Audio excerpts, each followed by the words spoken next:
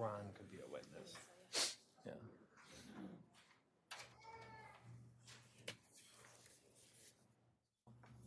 You only need. Because they could have one themselves.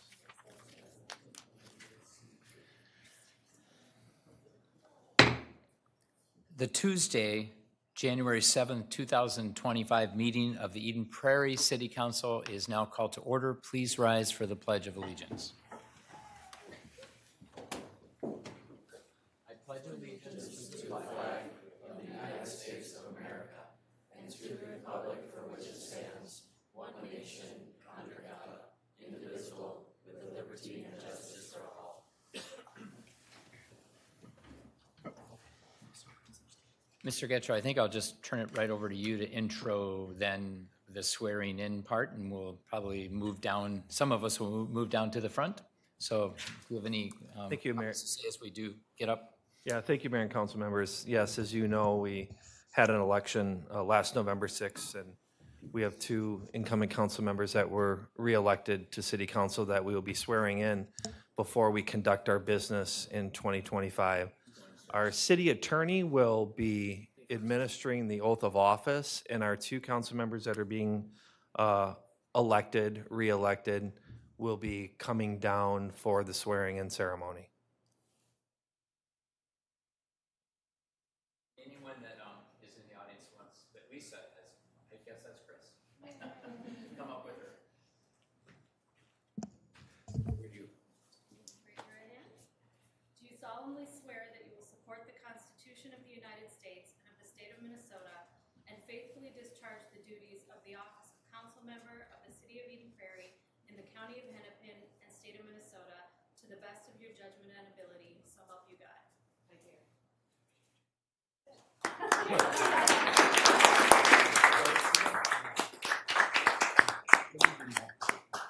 Just two standing here, Okay. and then just if you want me to Yeah, just get in the middle. No, definitely not. That's okay. All right, congratulations. Thank you very much.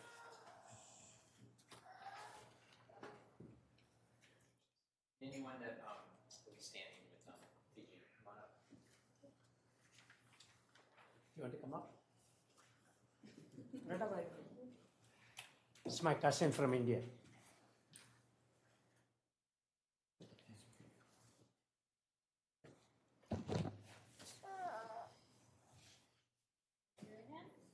Do you solemnly swear that you will support the Constitution of the United States and of the state of Minnesota and faithfully discharge the duties of the office of council member of the city of Eden Prairie in the county of Hennepin, state of Minnesota, to the best of your judgment and ability, so help you God? I do.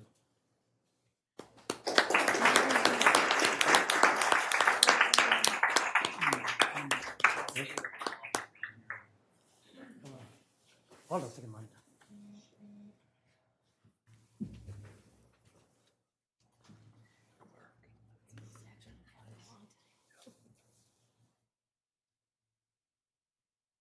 Thank you. Lisa wants a picture with the three of us. Joyce, Lisa, if we could have just a picture with the three of us real fast, and we'll be done. Yeah. What do you want? Doesn't matter. This is good.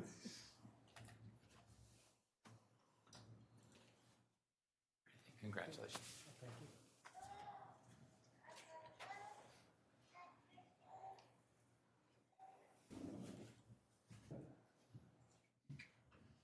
Congratulations. Congratulations.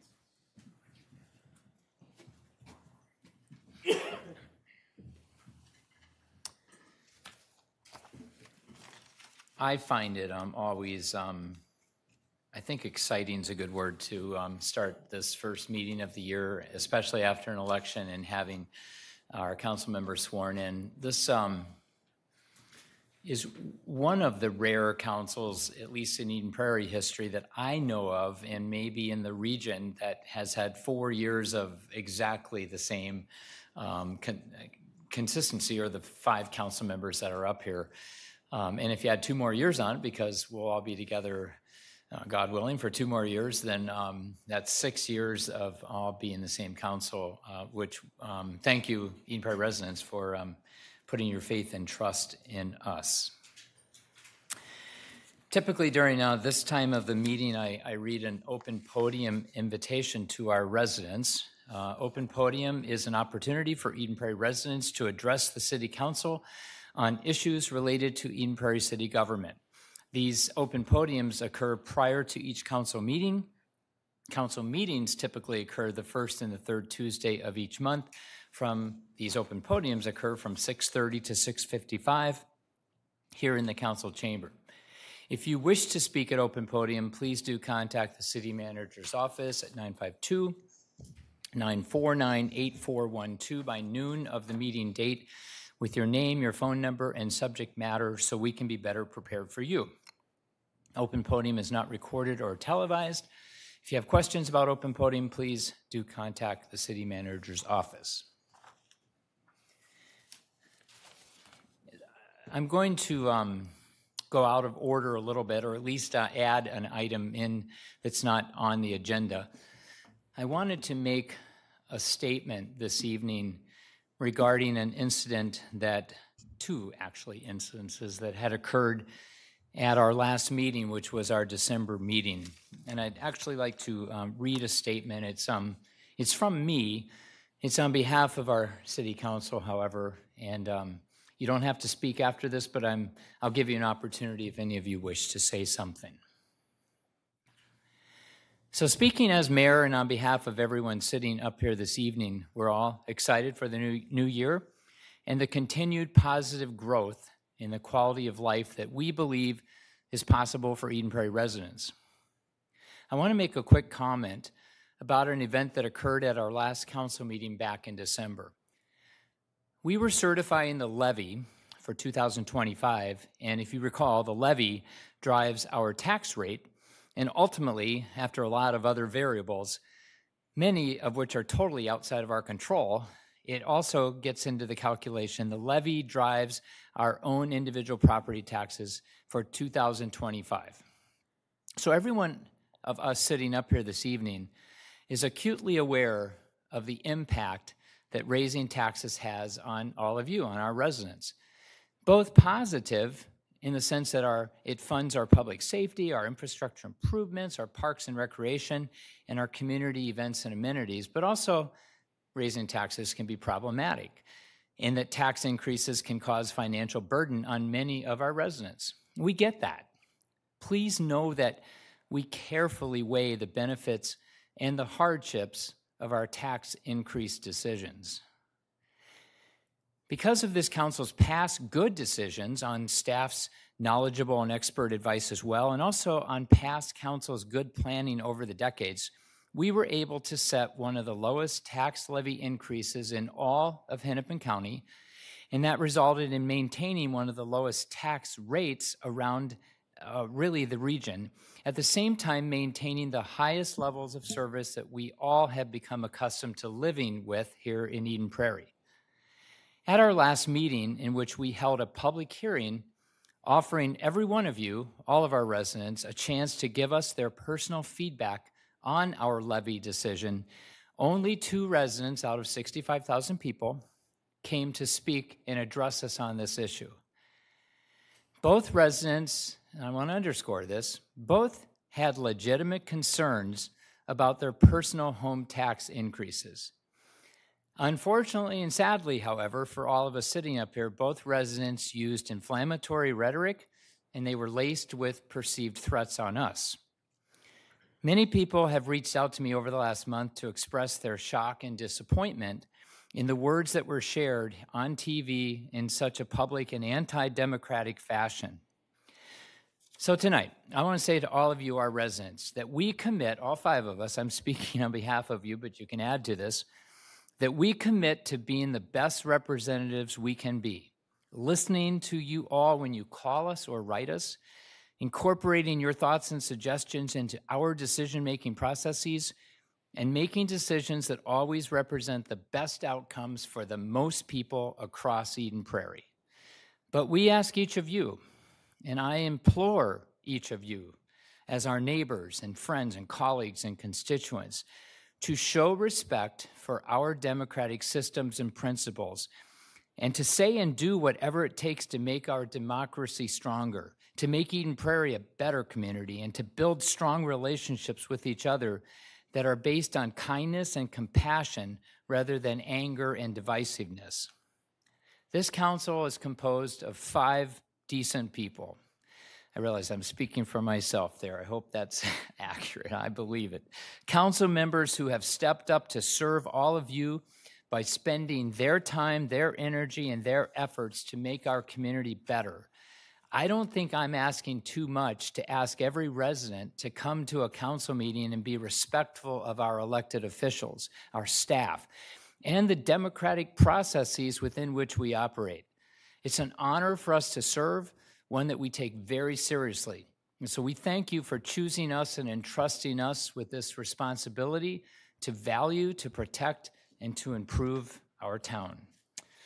Thank you. Council, you don't have to add anything. Is there anybody that wants, I wanted to give you just a chance if you wanted to say a word. Okay. It's well said. Okay. Thank you. Mark? I think I was kind of shocked by what happened at that also. I knew one of the persons that was involved quite well. And something that comes to mind is you can agree to disagree. And this has to do with whether it's local politics, state politics, or national politics. What we've forgotten to do is to respect the position. Respect the position of mayor and those that came before him. Respect, in this case here, the council members and those that came before him. And I think that's what's lacking in a lot of politics right now, and I wholeheartedly support your statement, Mayor, and the way you handled it. Thank you. And what I found is that I found how I took that personally. It wasn't directed at me, but it was. It was directed at every one of us. And I, highly respect what you just said, and I hope it rings home. Thank you. Great. Is that good? Yeah. Okay. Mr. Getchell, proclamations and presentations. We have a Winter Salt Awareness Week proclamation. Anything you want to add to Winter salt. I will turn things over to our Public Works Director. Winter is here in terms of the temperature. It's not yet here in terms of the snow, but it may be coming. But we do have a proclamation tonight. Yeah, so Mayor, City Council, thank you. I just wanted to take a couple minutes to talk about Winter Salt Awareness Week coming up the week of January 27th. So we know in Minnesota that salt is probably the most effective tool we have at combating ice and keeping our roads, our driveways, parking lots, our sidewalks safe, and not universally used by just the city, but state, county, a lot of private businesses and residents use it as well. We also know that it's harmful to our lakes, creeks, and wetlands because it does chlorinate them, and chlorides can't be taken out of fresh water once it's entered in. So we wanted to draw some attention to ways in which salt can be used more responsibly. And residents and businesses can partake in this by learning about smart salting programs such as the Low Salt, No Salt Minnesota program. Businesses can also hire contractors who have been certified by the MPCA in smart salting. And we even offer a service if a business would like us to come audit their property and offer advice and tips on how they can better manage snow and ice and their site and improvements they can make to reduce the chloride runoff, we'll gladly do that. So with Winter Salt Awareness coming up here towards the end of the month, we just wanted to take an opportunity to share that and also let anybody out in the public know that if you have a desire to learn more, you can get tips, you can see some best recommended practices on our website, or you could get a hold of anybody in our engineering division. They'd be glad to help out. So thank you. Great. Thank you. I have a proclamation that I will read. Proclamation Winter Salt Awareness Week, January 27th at 31, 2025. Whereas the City of Eden Prairie relies on de-icing salt as part of its winter maintenance program to maintain safe and accessible roadways. And whereas all salt applied to roads, sidewalks, and parking lots ends up in our fresh water. Those seem like two contradictory statements, but public safety is really important. Whereas chloride contamination from de-icing salt has been found in lake streams and groundwater in the 9 Mile Creek, Riley, Purgatory, Bluff Creek, and Minnesota River watersheds and across the state. And whereas reducing overuse of de-icing salt reduces damage to infrastructure and property, protects freshwater resources, and reduces harm to aquatic plants and animals, and whereas it is crucial to raise awareness among residents, businesses, and local government agencies about the responsible use of de-icing salt to protect both public safety and the long-term health of our freshwater resources, and whereas Winter Salt Awareness Week provides an opportunity to educate our community about the responsible use of de-icing salt, including environmental considerations and effective application methods, and whereas the city is committed to promoting a sustainable approach to winter maintenance for the benefit of present and future generations. Now therefore be it resolved, the Eden Prairie City Council proclaims January 27th to January 31st, 2025 as Winter Salt Awareness Week in the city of Eden Prairie, and urges all residents and businesses to take part in activities and initiatives that promote the responsible use of de-icing salt. Ronald A. Case, Mayor, on behalf of council members Kathy Nelson, Mark Freiberg, PG Narayan, and Lisa Toomey. All right, moving on to, with our agenda, we have the approval of the agenda and any other items of business. Council and staff, Mr. Getchell, anything to add to the agenda this evening? No. If not, can I have a motion to approve the agenda? Move to approve the agenda. Is there a second? Second. Any further discussion? All those in favor say aye. Aye. Opposed. All right. Moving on to approval of the minutes, we have two meetings from Tuesday, December 3rd, the workshop minutes as well as the meeting minutes. Any edits or concerns you had based on reading through the minutes? If not, is there a motion to approve both meeting minutes? Move to approve the following city council minutes. The city council workshop held Tuesday, December 3rd, 2024. City council meeting held Tuesday, December 3rd, 2024. Is there a second? Second. Any further discussion? All those in favor say aye. Aye. Opposed. All right. Consent calendar, it's a long one this evening, partly because it's the first meeting of the year. For any students here tonight, just to let you know that consent calendar clumps together important items, but not necessarily any needing further discussion. So they're fairly, I guess routine, perfunctory might be a word that might fit there. But council, you are of course permitted to have any of the items removed temporarily or voted on separately. So any concerns at all with the items on the consent calendar? If not, is there a motion to approve items A through U on the consent calendar? Move to approve items A through U on the consent calendar. Is there a second? Second. Any further discussion? All those in favor say aye. Aye. Opposed. All right, we have no public hearings and meetings this evening. We do have next payment of claims. And again, for people visiting for the first time this evening, payment of claims is approval of all the, I always say the classic checks that were cut or written in over the last month, but I guess that doesn't happen much anymore. It's all digital. But nonetheless, it's the money that went out and paid. And that's why it's a roll call vote, because it's a very important vote that we take to approve all the expenses that the city has spent. So, council, any items on the consent, on the payment of claims that you wish to question or have more information about? If not, is there a motion? Move for approval of payment of claims as submitted. Second. It's been moved and seconded. Any further discussion? All those in favor say aye. Whoops, sorry. And that's, I even said it was, thank you for catching that. It's a roll call vote. Roll call. Councilmember Freiberg, Aye. Councilmember Narayan, Aye. Councilmember Nelson, Aye. Councilmember Toomey, Aye. Mayor Case. Aye. All right.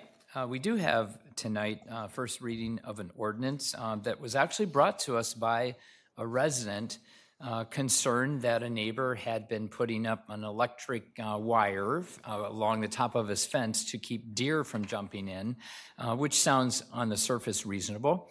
If you think about it, or if you're a grandpa like me, or several of us, and you have little grandkids over, I'm not sure you want them jumping up on your fence and grabbing onto an electric wire fence. So it made us begin to think, can you do that in Eden Prairie? Can you just put electric fences up? Can you put barbed wire fences up? So we sent it back to staff. They did a lot of research, and I'll turn it over to you for findings and then where we go from here. Thank you, Mayor. That's exactly right. And the one step between that resident request and the meeting tonight is we did have a workshop where we took, and this, Julie will go over this, but we did bring back the research, and you did come to a consensus on moving forward with a code amendment, which we have tonight. And our Community Development Director, Julie Klima, will walk through a brief presentation of how we got to where we are and what our recommendation is. Great. Julie. Mayor and council members, in our presentation this evening, I want to cover not only some of the history that has been addressed already this evening, but also what code currently says, as well as what city staff is proposing. So if we can share the slides on the screen, I'd appreciate that. As yourself, Mayor, and Mr. Getchell noted, back in August, we had a resident approach this issue, or approach the council with this issue. We, as staff, came back with additional information, and council had some discussion and directed us to kind of go back to the drawing board and take a look at how we might be able to best address this in code. So currently, Chapter 11, the zoning ordinance, includes language about fences. Specifically, what it talks about is that the fence height is limited to 7 feet, but it does not address building materials at all.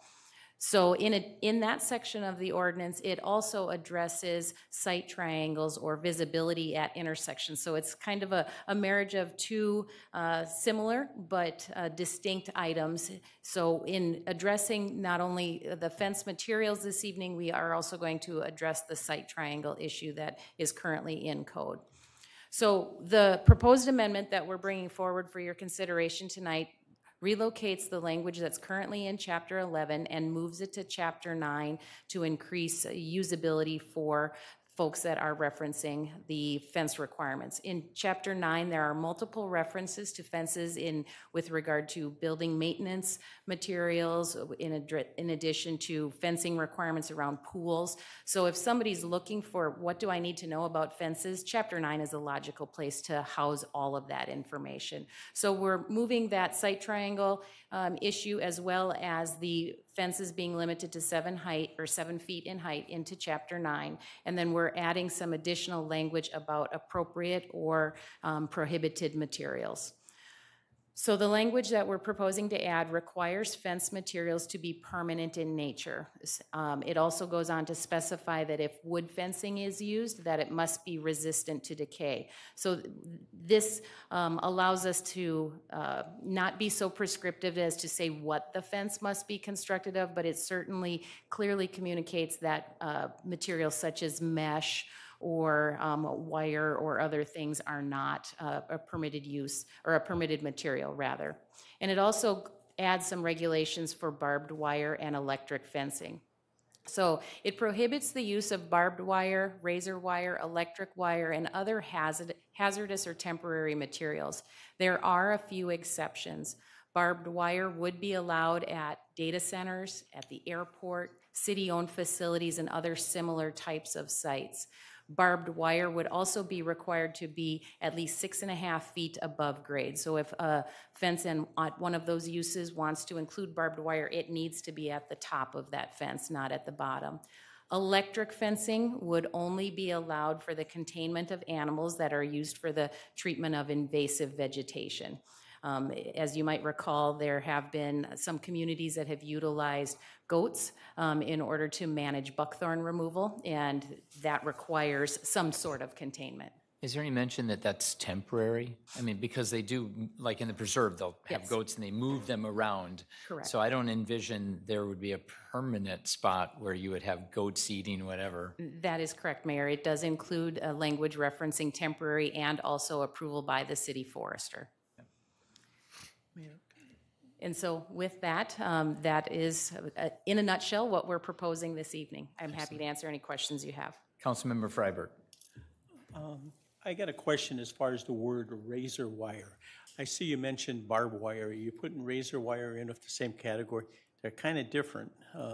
you know, to me, from my exposure to razor wire, it's it might be a little step up from barbed wire. Maybe I'm wrong. Mayor, members of the council, the language that is drafted identifies prohibited materials, and while it's not intended to be an all-inclusive list, it is demonstrating the types of materials that city staff and the city would consider to be hazardous and would therefore prohibit. Councilmember Narayan. I thought you saw you move your hand before. No. Anybody else? Okay, thank you so much. And thank you, staff, for, I don't know if you jumped on it, but for being very responsive to us. And thank you to our resident who came forward with an idea that a lot of us looked around and scratched our chin and went, wow, that's not a bad idea. So just one of those examples where a law is meant to solve a problem, and sometimes the problem's not a big problem, but it could become. So this was a good example, I think, of government in action. So with that, Council, are we ready to vote? And does second reading occur tonight if we're unanimous? No, okay. It could, Mayor, but we chose to just wait another meeting. Okay, perfect. I'll entertain a motion then. Move to approve the first reading of the ordinance to amend Chapter 9, Relative Defenses and Vision Impacts. Is there a second? Second. Any further discussion? Give you a moment here. All those in favor say aye. Aye. Aye. Opposed. All right. Thank you. Thanks again, Julie. So we move now to appointments. And for, again, those of you for the first time in this meeting, or if you're watching from home, the first meeting of the year is the meeting across the state of Minnesota. It's actually statutory, where we set all kinds of official or we make all kinds of official actions, choosing the official newspaper, appointing certain appointments, commissions, et cetera. So we'll move through these probably fairly fast. Council, I probably won't even need to give a lot of time for discussion, so interrupt me fast if you want to cut in or say something, but otherwise we'll just probably move through these pretty fast. Mr. Getchell, do you want to add anything before we just start? Mayor, I think you've covered it. As you can see, there are several appointments, mainly of which deal with your members of the council, your service on all the different organizations that do business on behalf of the city. There are a few related to the official newspaper, like you mentioned, that are actions that we need, but quite frankly, almost all of them are related to boards or committees that you as elected officials serve on. Okay. So let's begin with adopting the official newspaper. And just let me add that not to make a qualitative statement on the Sun Sailor at all, they are the only game in town. We don't have a choice. And based on state statute, we have to choose a fiscal newspaper that resides offices here in Eden Prairie. So they are the only one. So with that, I'll entertain a motion. Move to adopt a resolution designating the Eden Prairie Sun Sailor as the official city newspaper for the year 2025. Is there a second? Second. All those in favor say aye. Aye. All right, moving on then to the resolution designating all of our official meeting dates. We, of course, as a council can change those down the way, but we need to state it tonight, the time and the place for city council meetings. Let me just say that the acting mayor position is a state statutory mandated position. If the mayor is out of town and someone needs to serve in my as capacity as mayor, statute does not designate which of these four can be chosen. Eden Prairie historically has selected the longest serving council member, which would be Council Member Kathy Nelson. So with that, is there a motion? Move to adopt a resolution designating the official meeting date, time, and place for the City of Eden Prairie Council in 2025 and appointing Councilmember Kathy Nelson as acting mayor. Is there a second? Second. All those in favor say aye. Aye. Opposed. All right. Appointing commissioners to the Housing and Redevelopment Authority. That's the HRA, again, a state statute mandated committee commission. Some cities actually appoint other people. Our city historically, traditionally, has appointed the council to serve in the HRA capacity. Is there a motion?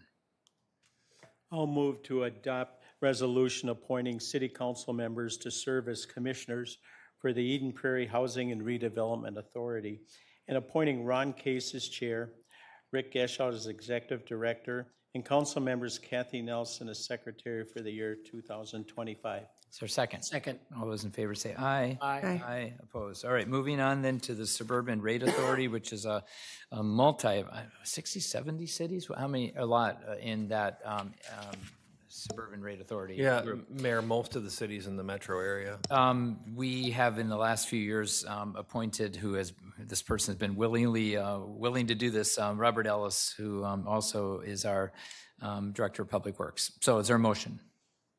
Move to adopt a resolution designating Public Works Director Robert Ellis as the director and Councilmember Mark Freiberg as the alternate director to the Suburban Rate Authority. Is there a second? Second. All those in favor say aye. Aye. Aye, opposed. By the way, I was part of that for probably 10 years, and when I would go, I was often the only elected official. I don't know if that's still true, and I kept getting elected chair. So if you want to be the chair of another organization, just attend one time, and they'll be so happy to see you, they'll elect you chair. All right, moving on then to, what are we on? The Fire Relief Association Board of Trustees, an incredibly important group that's separated from the city, but none of us were part of it because we undergird the funding of it. Not totally funding, but I think I worded that right. Motion, go ahead. Move to adopt a resolution appointing Councilmember Kathy Nelson and Finance Manager Tommy Wilson to the Eden Prairie Fire Relief Association. Is there a second? Second. All those in favor say aye. Aye. Aye, opposed. All right, moving to the National League of Cities, very important group that we're part of. Go ahead and make that motion. Move to approve appointment of Mayor Ron Case as delegate and council members as alternates to the National League of Cities. Is there a second? Second. All those in favor say aye. Aye. Aye, opposed. All right, the Municipal Legislative Commission, a group of cities that share a lot of the same, makeup as us and also our goals and vision. They help us out a lot. We're part of the MLC. Is there a motion for appointment of delegates and alternates? Move to approve the appointment of Mayor Ron Case and Councilmember Lisa Toomey as alternate to the Municipal Legislative Commission. Is there a second? Second. All those in favor say aye. Aye. Aye. All right. Appointment to the Southwest Cable Commission. There's 5 cities that were part of this. It may sound anachronistic or archaic. It still is a very important commission to be part of because there still is cable. All right, is there a motion? Move to approve appointment of Councilmember Mark Freiberg as to the Southwest Cable Commission. Is there a second? Second. All those in favor say aye. Aye, opposed. All right. Appointment to the I-494 Commission. Is there a motion? Move to approve the appointment of Councilmember Lisa Toomey to the I-494 Corridor Commission. Is there a second? Second. All those in favor say aye. Aye. Opposed. All right. Appointment, I have to talk about this. So there's very few, interestingly, appointments that cities across the state of Minnesota, all 800 or so cities have to do. But one of them, and you can see this being important back in the 1800s with farmlands, but is to appoint the mayor as the official weed inspector. So I'm so thrilled to say that we appoint an assistant weed inspector every January of every year that does actually the work of inspecting for weeds. And by the way, if we do have noxious weeds, we are by state mandate directed that we must do something about that. So it is an important position. I'm just glad I'm not that. So is there a motion? Move to approve appointment of Forestry and Natural Resources Supervisor Carly Whitner as Assistant Weed Inspector for the City of Eden Prairie. Is there a second? Second. You guys better vote for this. All those in favor say aye. Aye. All right. Oof. And then appointment to the Southwest Transit Commission. We are part of 3 cities that lead that organization. And this is a big deal because the Southwest Transit Commission really functions like a small city government. I mean, their budget, I don't even know what it is today, 10, 12 million. It's decent and large. And Mark, remind me to go to you here before I move to the next spot, right? You wanted? Yep, absolutely. Yep, Thank okay. you, Mayor. Is there a motion on this, though, to appoint our 2 members to, well, actually, we're appointing one to the, just read it. Okay, go Move ahead. to approve appointment of Councilmember Lisa Toomey to the Southwest Transit Board as the Eden Prairie appointed representative for a 2-year term to end December 31, 2006. Second. 26. All those in favor say aye. Aye. The reason I stumbled is that we have an alternating year position that Councilmember Narayan was serving on. Yeah, I was. And now will be a new appointment of Lisa Toomey. Lisa, okay. But that's not going to be us, that's going to be the commission that will do that? So Mayor, really quick, so we have two representatives on Southwest Transit, both of which you do need to appoint. Mark is currently in the middle of his term, so you don't need to reappoint or consider Mark's appointment till a future meeting. So we just Ton- appointed tonight Lisa to was- replace, got it. Yeah, correct. And I think what Councilmember Freiberg is going to talk about is there is a third member that could be from Eden Prairie that this council does not appoint, but the board will appoint. And I think that's what Councilmember Freiberg is going to talk about. And before I give you the floor, so there's 7 members on the commission, 2 from Chanhassen, 2 from Cheska, 2 from Eden Prairie, and then the 7th is, at least historically, was a rider that used the bus services regularly that could be from any of the 3 cities. And that position rotates because obviously it throws 3 votes to the city that has the rider that year. So this is our year, so I'll turn it to you. Well, thank you, Mayor. As the incoming board chair for 2025 for Southwest Transit Board, I'm kind of excited to find out it was our turn to have a third person this year. So we'd like to do, the actual appointment itself is going to be voted on by the board of the Southwest Transit at their next meeting, which will be January 16th. What we're going to do tonight, though, is we're going to nominate a name for that position. And we'd like to nominate would be Greg Leeper, who's a resident of Eden Prairie. He is the executive director of the Eden Prairie Community Foundation, and he's the current chair of the Human Rights and Diversity Commission. So that vote on that appointment will be on January 16th with Southwest Transit Board. Thank you.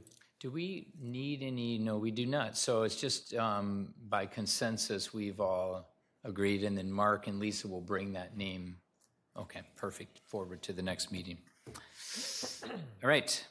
No one spoke up under reports of council members, and Mr. Getto, you did not let me know anything about a report of city manager. So moving on to report of community development director. Should I give it to you first and then you can intro? Sure, I can do a quick intro. Again, it's Julie's night. She has the 2 major presentations.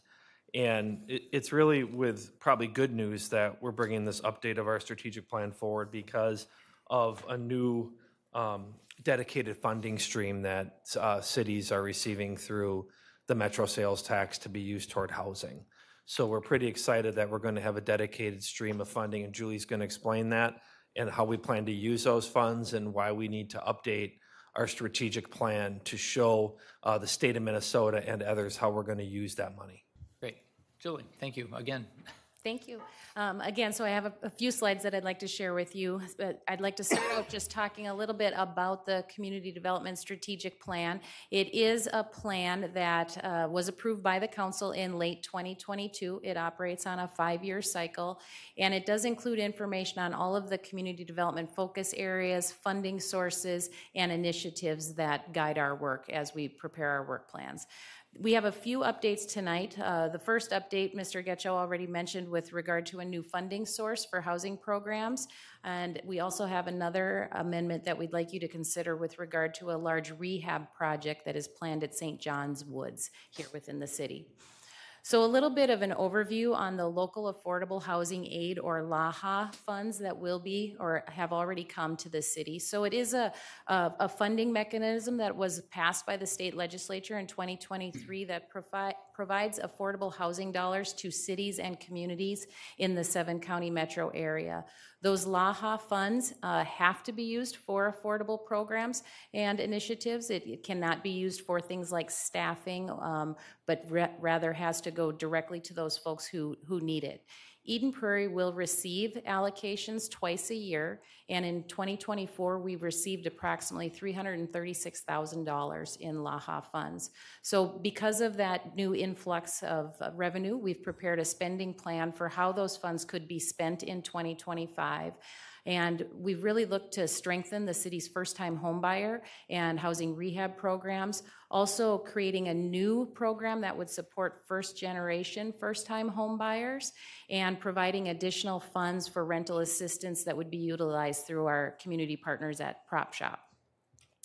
So some of the outcomes that we would intend to achieve through these additional dollars would be increasing those first-time homebuyer program dollars to increase the amount available to households, and that would bring our $35,000 total amount available more in line with some of the other metro communities and what they are offering through their first-time homebuyer program. Also, I mentioned the creation of a first-generation homebuyers program to address equity and promote home ownership. In many of those programs, you see additional dollars being dedicated to that first-generation homebuyer program over the traditional first-time homebuyer program in order to address the inequity that has occurred in folks not being able to build that generational wealth. So we want to provide some additional funding for those individuals. Increasing the rehab funds that would be available to individual households would reflect increased labor and material costs. Currently, when folks are coming in and asking for some of those rehab dollars, sometimes they still have a gap between the amount of money that the city has available to loan them and what their total need is. So being able to dedicate these LAHA dollars to that fund will help eliminate that gap for individuals that are seeking that assistance. And then, as we all know, rental assistance funds are in high demand. We hear that routinely from our friends at the prop shop, so being able to add additional dollars to that pool of money as well.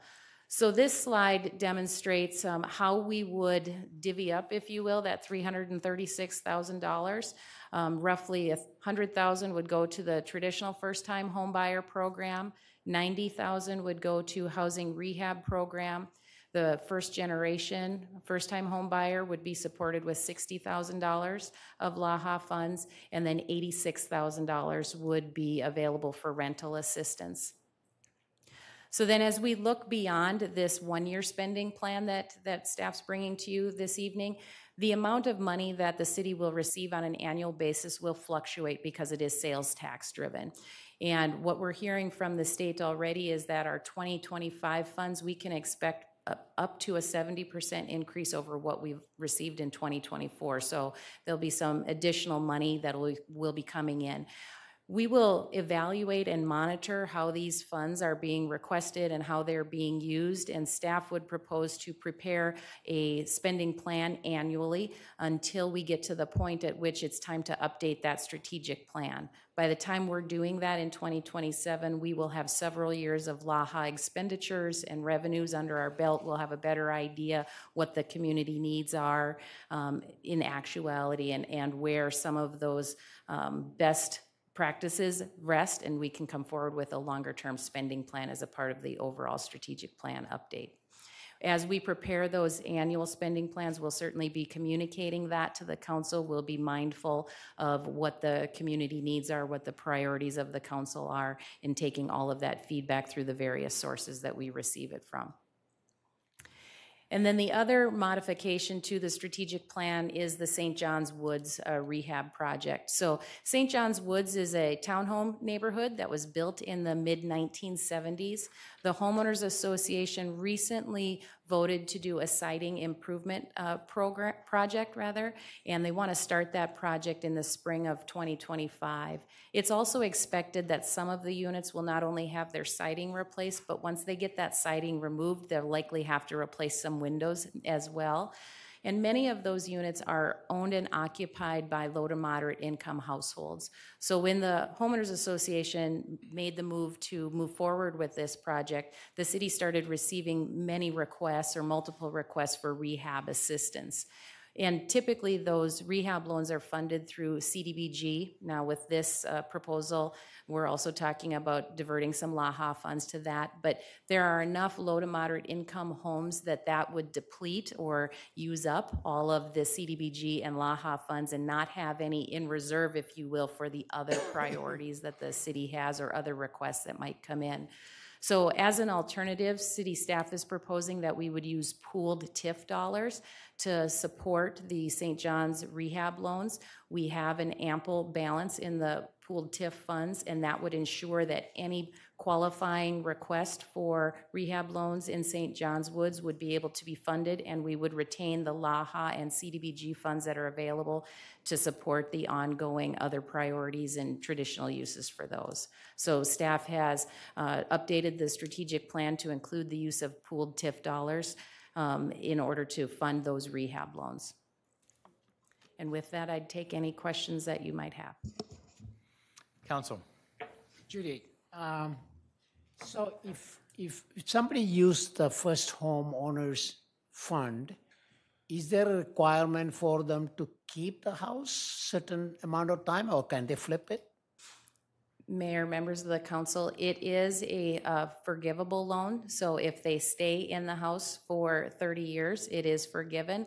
However, if they sell the house, then they have to repay the loan, and that program income comes back to the city, and we roll that forward back into the project to be able to fund more first-time home buyer loans. And that's interest-free. Correct. Yeah, I see. I didn't understand. Thank you. Appreciate that. And same thing goes for the rehab. Correct. Awesome. Thank you. Council. We do need a motion halfway through this four-year plan to approve then the updated strategic plan. If there aren't any other questions, you can still ask questions after we first and second the motion, unless you want to now. No, I just want to make a comment. I don't really have any questions, but just that I think this is really good for affordable housing, which is in high demand everywhere, and especially in Prairie right now. And especially when you hear 2025, there's 75% more, right? Right. Is this administered through Met Council? How do you get the money through? Do you know which agency? Mayor, members of the council, it comes through the Department of Revenue. Department of Revenue, okay. So the Metropolitan Council has for years given us certain goals and objectives, 10-year, 20-year, 30-year plans. This, I'm assuming, helps with that. Yes, Yes. Yeah, absolutely. good. All right, let's go ahead and have a motion in a second, and I'll give you one more opportunity to weigh in. Move to approve the updated 2023 through 2027 Community Development Strategic Plan. Is there a second? Second.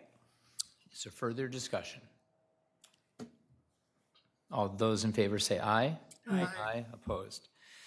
All right, I believe we have nothing to come before the council this evening. I think if the students would oblige us, we'd love to just see who you are tonight, and maybe even have you stand if you wouldn't mind, because it's incredible. You're on TV. We'll turn the cameras on you, and all your teachers you can absolutely prove that you were here. So if you would stand, thank you for coming and joining yeah, we can give you an applause. Yay. Thank you. Very much appreciate you choosing. I know that you have options on choosing school board. They're more boring than we are, or choosing city council and I guess county commission. So thank you for being here this evening with us. If there's not anything else, then is there a motion to adjourn? You can sit if you want or stand. It's up to you. Is there a motion to adjourn? Move to adjourn the city council Is meeting. there a second? Second. All those in favor say aye. Aye. Opposed? This meeting is adjourned. Students, you're welcome to come up and chat with anyone too.